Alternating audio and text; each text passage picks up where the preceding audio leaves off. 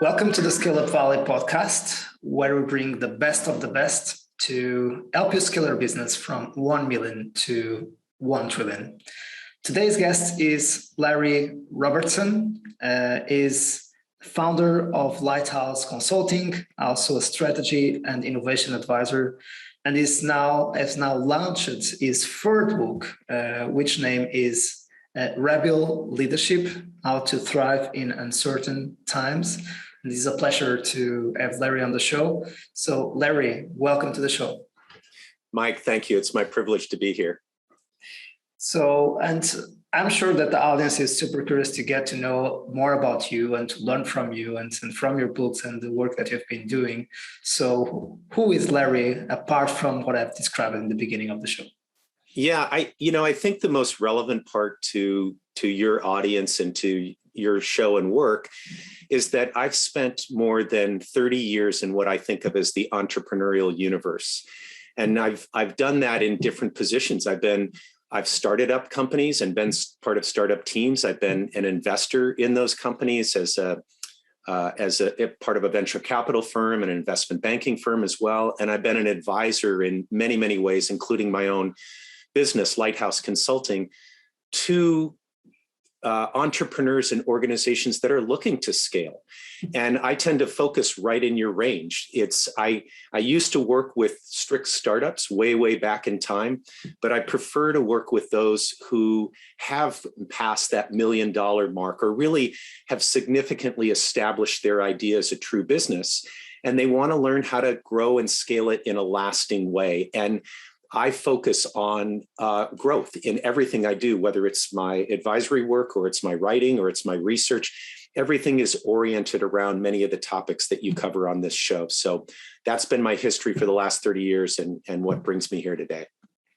Sounds really amazing. And let's start with the book. And I'm sure that we always have very fresh ideas to share with the audience. So what is this all about? The third book about Rebel Leadership. Well, the last thing you said there, the third book, I think is an important reference book. My first book was focused on entrepreneurship and the entrepreneurial mindset, really stepping back and taking a larger look at, quite frankly, what does it take to become a lasting, impactful, sustainable organization that grows over time? The second book was focused on creativity, because really that's at the heart of innovation and the ability to adapt and keep creating the opportunities for growth. This third book, Rebel Leadership, is focused, as the name says, on leadership. But there's a distinct reason why I wrote this book. And that is that even though, in the last 2 years, we all know we've been living in uncertain times, to throw that phrase out there, really that's been the case for the last 20. The first 2 decades of this new century have become enormously uncertain, and it's just spreading with time. COVID is just an example of that. It is not the embodiment of all this uncertainty. And things are so volatile and uncertain, complex and ambiguous, as the term goes, for every kind of organization, that if you're not thinking about how your leadership has to adjust to that, then your chances of growing or scaling are going to be capped in some way. Adaptability is the key competitive advantage right now. And so it's not something you do when you have an opportunity or when you have a problem.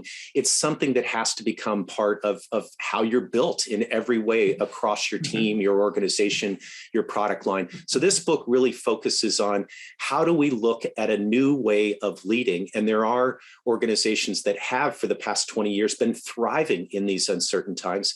So how can we look at the patterns across them and use those as ideas and cues and even a framework for how any of us can grow in these uncertain times?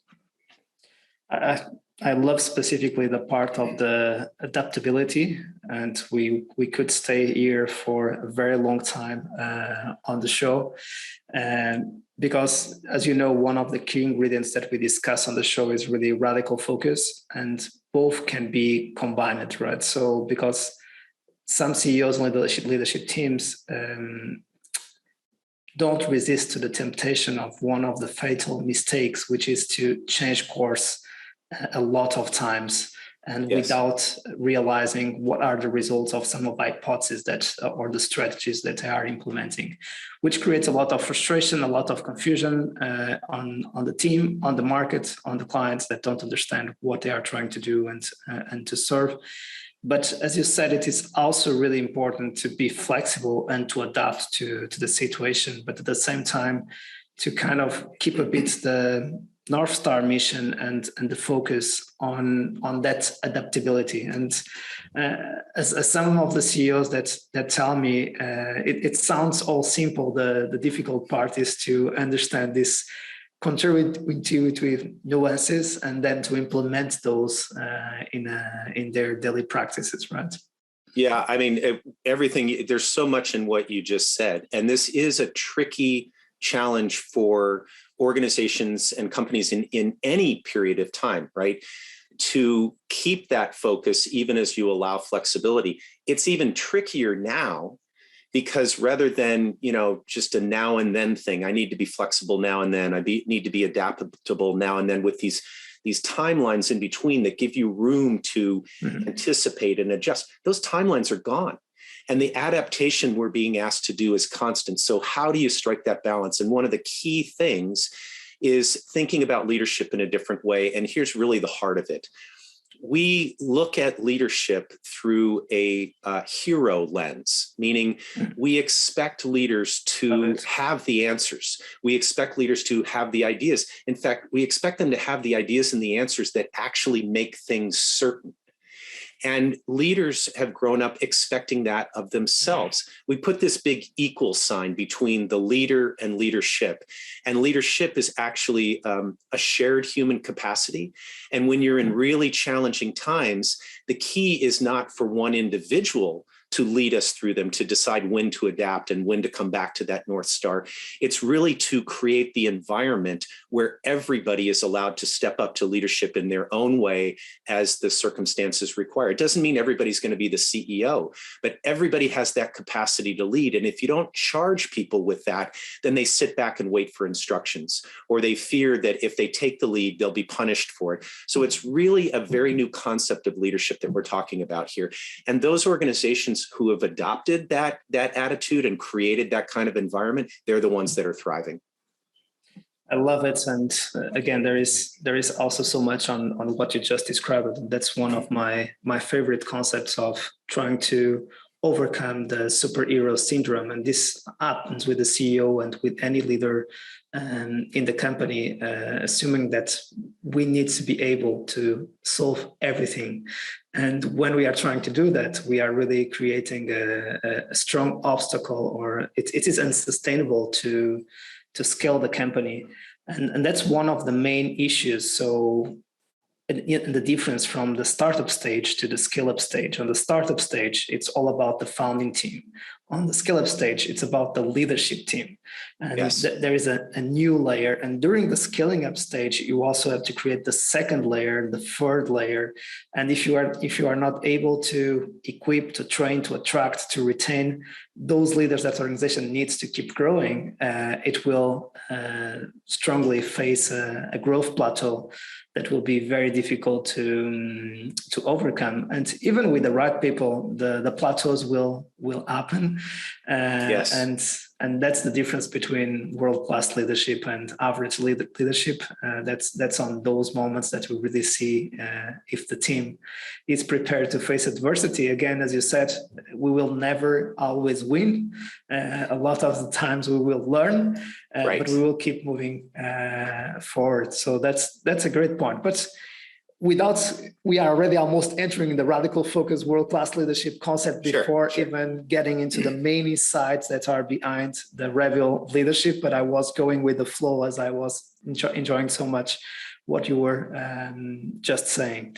So what are the main sides that you cover on the book that describes this concept that you have described of Rebel leadership? I'd be happy to share those. And one of the things I do in the book, and I'll do it here, is that I share them, meaning giving them a label or a name, in the exact words that the leaders I spoke with talk about them.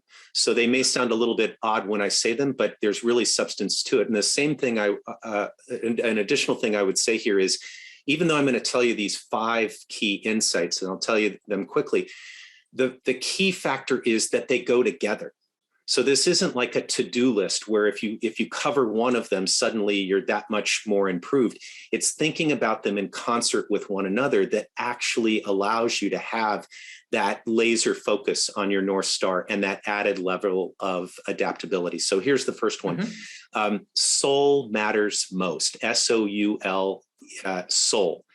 And what soul is this sense of identity, but an identity as it connects to what you do and how what you do impacts others. So leaders say that this is the most crucial thing that they can figure out over time. And by the way, it's not like it requires a lot of deep thinking and you come to a singular answer. It's just that sense of identity ongoing in what you do and how that connects to others. Because if you don't have a clear sense of that, it's really almost impossible to rally and marshal other people around you to adapt, to advance, to grow, things of that nature. The second insight is that leadership, rather than being centered in one person or one position, leadership moves. So it's this job of leading being a collective task that the organizations that are thriving see as most important. This is something that a lot of individual leaders who are transitioning from entrepreneur to leader want to avoid. And the reason is they think it'll cause chaos. If I pass the baton and let others seriously lead in the organization, even for a brief period of time, I'm afraid there will be chaos. And actually, the truth is the opposite. When you share this responsibility, when you spread it around, and when you tie it to a clear shared purpose in what you're doing, it's actually the thing that allows you to ride uncertainty more securely, to actually arrive at a place where you grow rather than creating this chaos. The third insight is, and I'll put it the way they put it, it's the culture, stupid. So it's this idea of everybody knows that culture is important. I mean, it's been said for years that culture eats strategy for lunch, that it can be this key factor. The difference in these organizations is that they look at culture as their chief competitive advantage, that it's the one thing that they know they can rely on in a truly uncertain world. And the way they put it is, culture isn't who we were. It isn't who we want to be. It's what we're doing right now. Every act, every decision by every person every day, if it's embedded in that way, and if it reflects who we really are, it's like a litmus test. So you have to use culture. That's really the third insight. The fourth is find your power source and make it your superpower. And it's this idea that there's something deeper than a mission, a purpose, a business strategy that anchors and powers an organization to do what it needs to do. And if you have a sense of that, then even when your market gets turned upside down, or if your business plan has to change in some way, you've got this power to draw on. I'll give you a couple of quick examples. For Airbnb, their power source is belong anywhere. That doesn't tell them what to do. It doesn't tell them what the business strategy should be. It says, if this is our source of power, belonging anywhere, what do we do when we suddenly realize that we have to let go of a third of our employees because COVID has shut down the hospitality industry? As much as it tells them, how can we prepare to become more than hospitality as defined by the industry before we got into it? This belong anywhere is like a compass for them.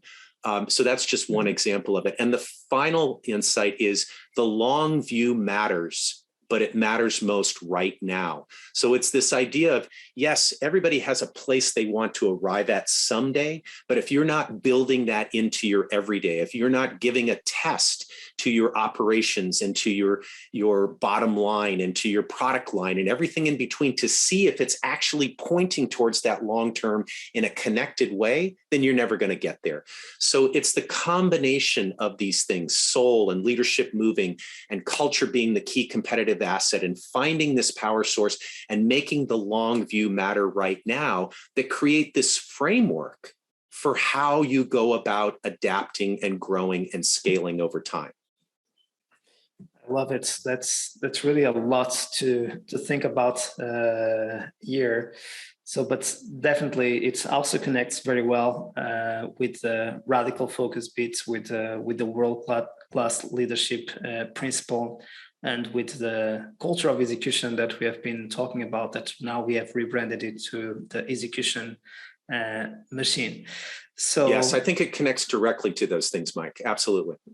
So that's perfect. Let's go deeper into those insights and also connect them with the principles that we have been discussing on the show for a very long time. And that's great. I love again the fifth one that again it's connected with all of them. This is difficult to separate, but one of the issues that I see the most, and we have already talked about the importance of the mission, the why, the North Star mission, what are we trying to achieve, but also to have a kind of a cascading or a reverse engineering of the vision. And that's what I like about your fifth insight. It's really connecting the long term with the midterm with the short term. So yes. Typically I like to start the exercise by, okay, who would you like to be in 10 years? So what is the big dream of this organization, right? So what would be the huge impact that we are, one thing is, why do we exist? Other thing is,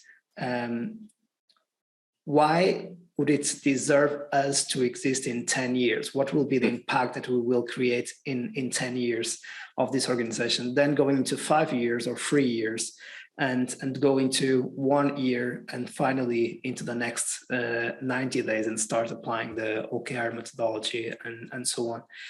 And I think that sometimes we forget to do this reverse engineering vision exercise that I strongly recommend and create vision for the long, the mid, and the short term to give us clarity how the short-term decisions impact the midterm and the long-term decisions, and how the long-term decisions impact the midterm and the short-term decisions.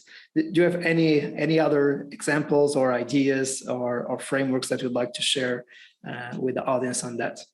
Sure, I'll give you a couple of thoughts, and then I'll actually give you a framework that I think is very powerful in that sense. So if we put it in terms of radical focus, but we tie it to what you're talking about, this, how does radical focus work across a timeline from the short to the medium to the long term? Part of the answer to that is to say, well, even if I go through, let's pretend ambitiously we go through that exercise and we have some answers to how we think will be relevant in those timeframes. It should lead to the question of, well, how do we make sure that's going to happen? What is the power source that we're going to draw from? What is it we need to have in terms of fundamentals of the culture of the organization to deliver on that? It's this. So a lot of times we talk about a business plan as though, I'm just going to use that term, or strategic plan, a 5-year plan, whatever you want to call it. Yeah. We talk about it as though it exists somehow independent of the culture or independent of the things that the organization draws its power from, creates its value from. And it can't be that way. They have to be linked, right? Mm-hmm. So this idea of having this sense of two things that are much longer term in nature, culture and a power source, they continue to be there. You continue to draw off of them. To have clarity on that and tie it to what your answers are, to what do we want to be in a year, in 5 years, in 10 years, what makes us relevant, what makes us valuable. Tying those things together is actually a pretty simple move that we skip over. And I'll give you a quick framework for how you can change that, how you can start to link these things together. For my second book, I interviewed a lot of people, MacArthur Fellows in particular. These are people who win an award for creativity. They call it the Genius Award. And one of the MacArthurs I talked about, how do you keep creating? How do you keep coming up with new innovative solutions? How do you make sure that as you try new things, people are all together? And she She calls this, her name is Deb Meyer, and Deb Meyer calls it the 5 habits of the mind. And they're 5 questions. So if you incorporate these 5 questions into every day and everything you do, you actually start to connect these pieces to one another. Where we want to be over this course of time, what's our power source, what do we want our culture to be? Here are the questions. How do we know what we know? So it's this chance to bring yourself back to what assumptions are we making here, and are they still relevant? Are there new ones? Have old ones expired? Things like that. How do we know what we know? Is there a pattern, right? Because when we start to question our assumptions, sometimes there are anomalies, things that are changing, but until they form into a pattern, they don't really speak of a threat or an opportunity or anything like that. So it's, how do I connect the answer to that first question over time? How do we know what we know? Is there a pattern? Which she says always leads to some form of the question, what if? What if we did this to solve the problem? What if we did this to grow our market by 20% over the next 5 years? How do we know what we know? Is there a pattern? What if? And then, is there another way? So this is this idea that's key for entrepreneurs of, don't fall in love with your idea. Pick the solutions that are actually going to get you to that 1-year goal, that 5-year goal, and that 10-year goal. So there's always another way. And this is the idea of re-engaging you in that cycle to at least know what those other ways are, even if you don't choose them. How do we know what we know? Is there a pattern? What if? Is there another way? And this is the most important one of all. Who cares? Because if you don't connect your plan for 1 year, 5 year, 10 year, if you don't connect your actions to people that actually care internally as well as externally, not just customers externally, but partners and investors and even competitors and what they're doing in the market, then you're really just spending a lot of time and energy being unfocused, not having that radical focus if you don't know who cares. So that's the framework that I think is really simple to just put in your own head or in the head of everybody in your organization to start tying those pieces together. This is really a great one and super important. And we should never forget that the customer is at the center of everything that we do. And definitely we also might want to have a very big TAM in the total addressable market in the long term, but also conquering that large TAM niche by niche and making every single niche that we are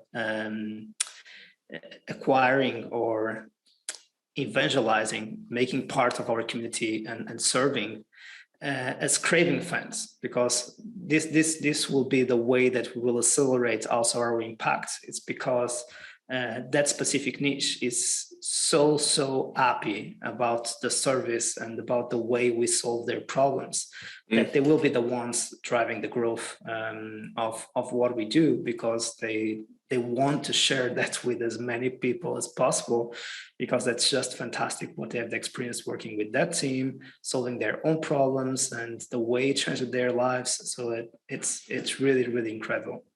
Absolutely. And you want that to continue over time.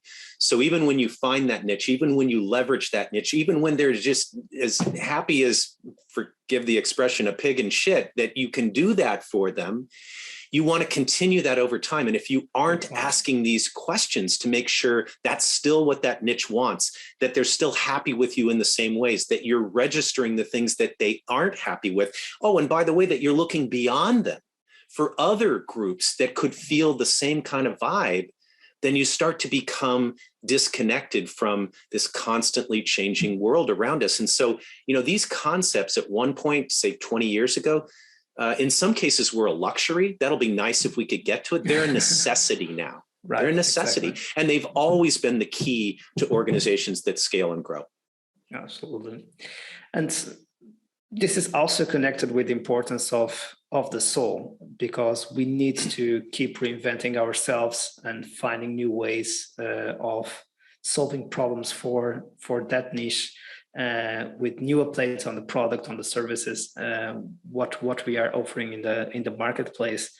And something that is really important is also what we discussed, that everything of those 5 are really important, is really the culture, the soul, and combining what I've been evangelizing for a very long time, combining the life plan with the business plan of the leadership team. There is an exercise that I love to do, which is sitting everyone around the table and of course, having everyone repeat what they like the most about the shared vision of the leadership team on a business perspective, and then explaining why does it matters to every single member of the leadership team personally to them, and what would be their personal vision achieving the business vision. So how would it make them feel? Why is that special? And that's when we finally start connecting that we have much more than a business vision. We also have life visions, and we need to really be support each other on every single member of the leadership team also being able to achieve their life purposes, achieving the business. And that's when we finally, I think that we go into another layer of teamwork. And absolutely, I would call it, when you do that, you move from the transactional to the transformational. And both are important if you're trying to scale an organization. You have to have the transactional part to get work done day to day. I'm not denying that in any way. I mean, if you proceed without a plan, you're a fool, right? But if you're not also looking for it to be transformational, linking it to what matters to each individual, linking it to what the shared purposes of the organization, no matter what they're doing on any particular day, and then linking that to the actual plan and execution and growth.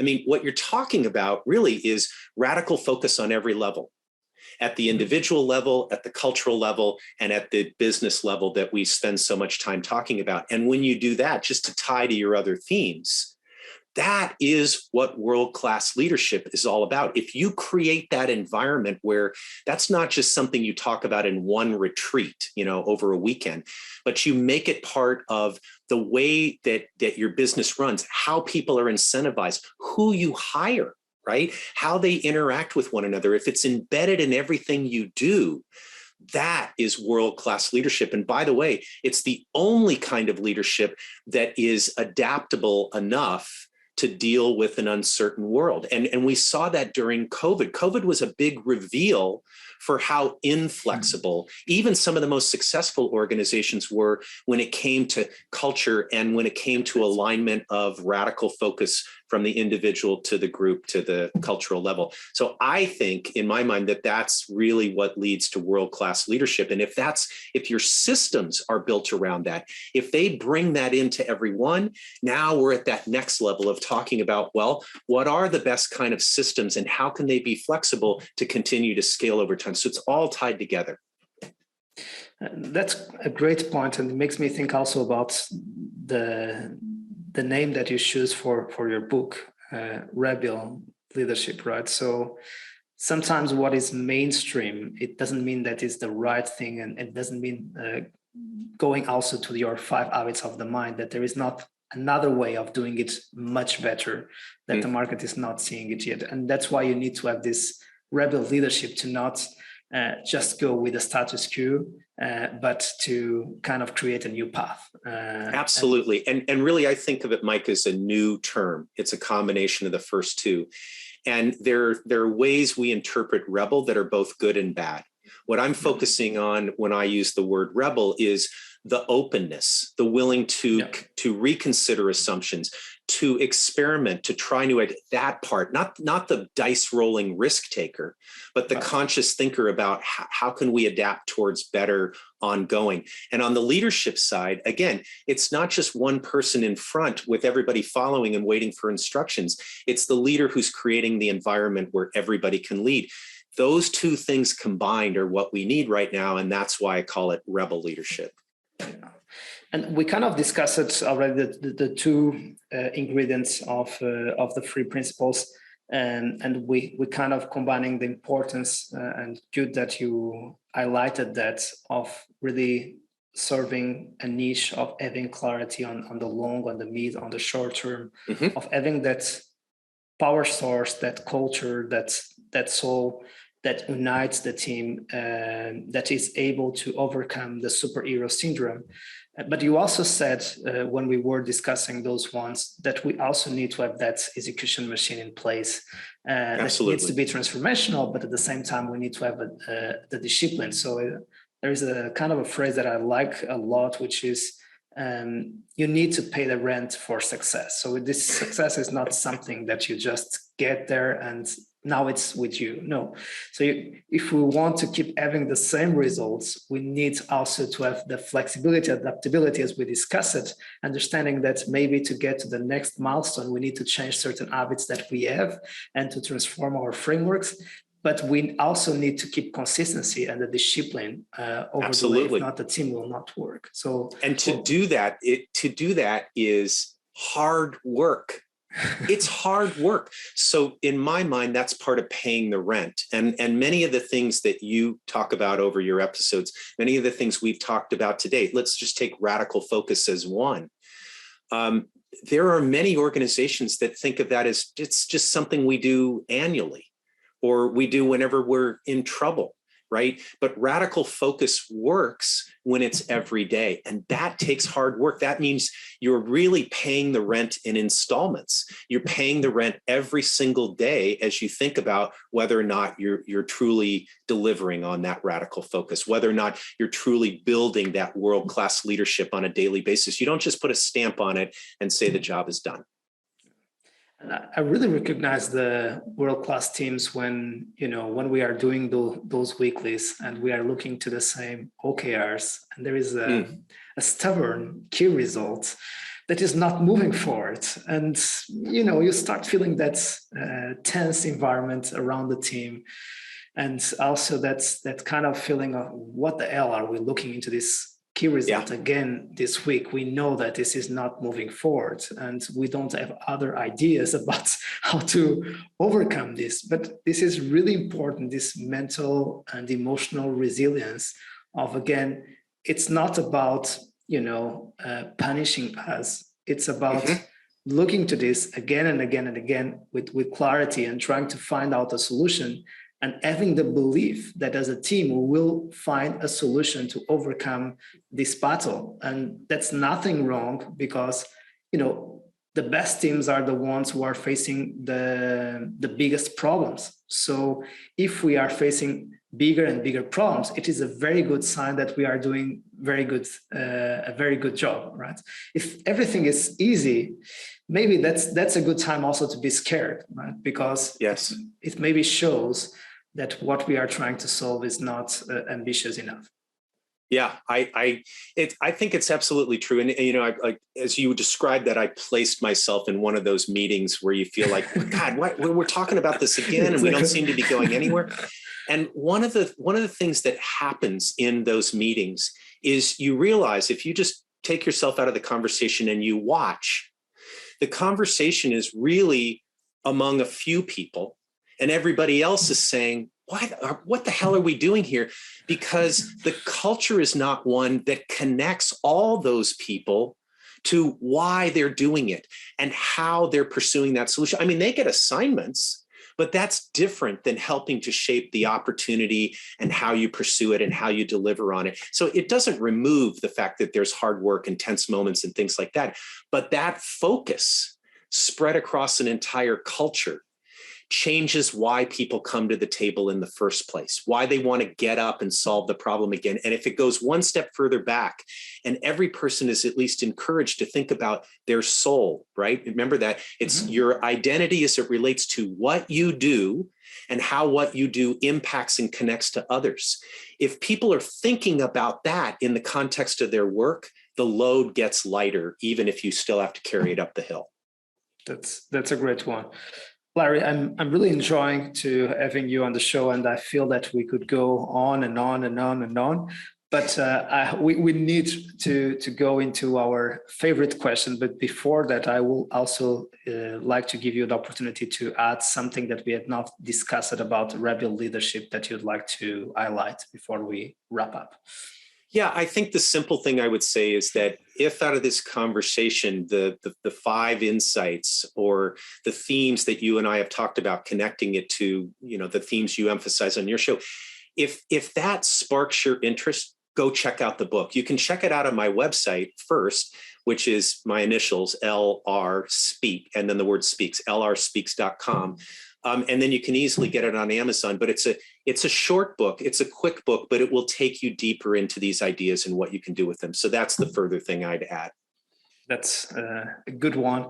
And I strongly recommend this concept. It can be also an inspiration for the teams who are looking to that extra fuel or extra motivation or extra frameworks to lead their teams, because I also have a lot of these questions on my one-to-ones with CEOs on, how to create, how to foster a more positive culture, a more exciting culture, and those kind of topics are really difficult to answer. And that's good that people like you, Larry, offer so many good insights to those leaders who are feeling a bit lonely, leading their teams and trying to change the world. But before we go, thank you, Mike.